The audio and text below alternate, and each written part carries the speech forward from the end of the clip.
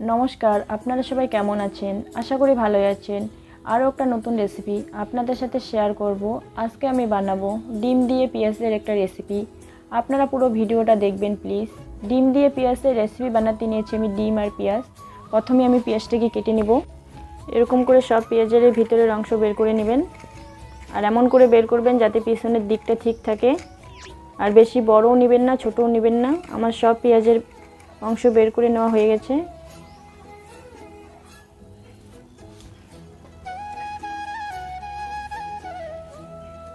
এখন আমি ডিমগুলোকে ফাটিয়ে নিচ্ছি।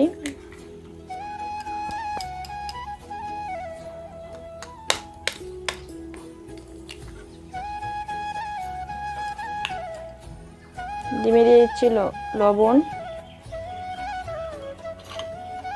দিচ্ছি লঙ্কার গুঁড়ো,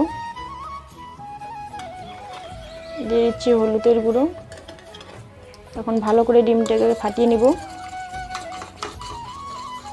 এখন আমার ডিমটা ফাটিয়ে নেওয়া হয়ে গেছে। এখন আমি ওভেন ধরিয়ে নিব। এখন আমি কড়াই বসিয়ে দিচ্ছি। কড়াইটা কিছুক্ষণ গরম করে নেব। কড়াই আমার গরম হয়ে গেছে। কড়াইয়ে দিয়ে দিচ্ছি তেল।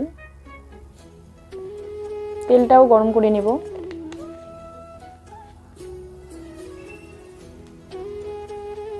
তেল আমার গরম হয়ে গেছে, দিয়ে দিচ্ছি পেঁয়াজ।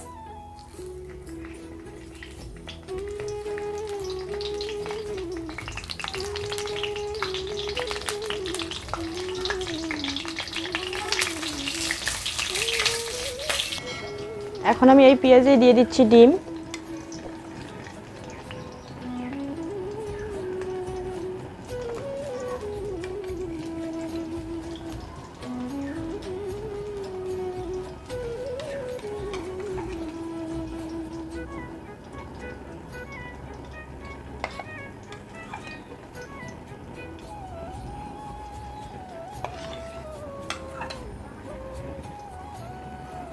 চুলার আঁচ আমি কম রেখেছি। এখন ঢেকে দিচ্ছি সিদ্ধ হওয়ার জন্য ডিমটা। আমি ঢাকনা খুলে দেখাচ্ছি আপনাদেরকে। দেখুন কত সুন্দর হয়েছে।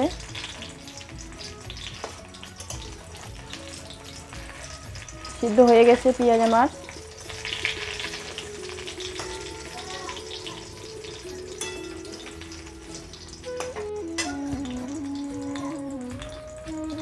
খুব কম আঁচেই ভাজতে হবে।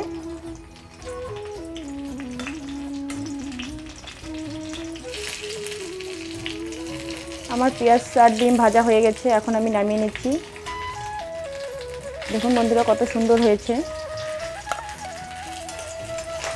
এই তেলে দিয়ে দিচ্ছি আরও একটু তেল।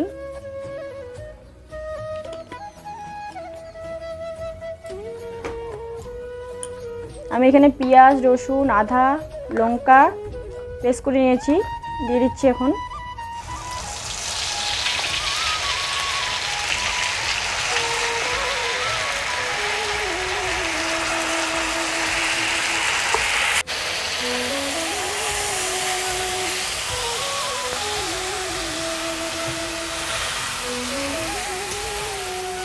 মশলাটাকে কিছুক্ষণ কষিয়ে নিব। দিয়ে দিচ্ছি আমি পরিমাণ মতো লবণ, দিয়ে দিচ্ছি পরিমাণ মতো হলুদ,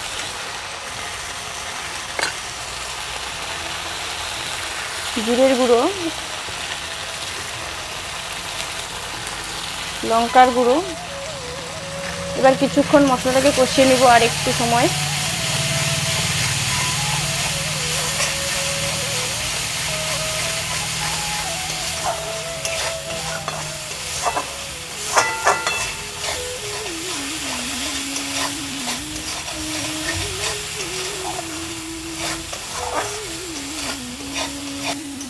মশলাটা আমার কষানো হয়ে গেছে। দিয়ে দিচ্ছি পরিমাণ মতো জল।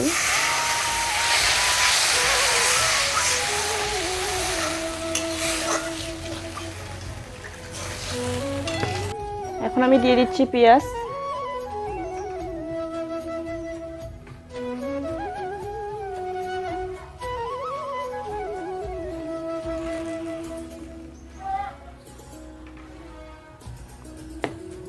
পাঁচ ছয় মিনিটের জন্য সিদ্ধ করে নেব। দেখে দিচ্ছি ঢেকে।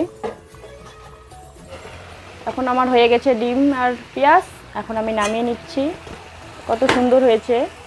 আপনারা বাড়িতে এভাবে একবার ট্রাই করবেন। দেখুন বন্ধুরা কত সুন্দর হয়েছে।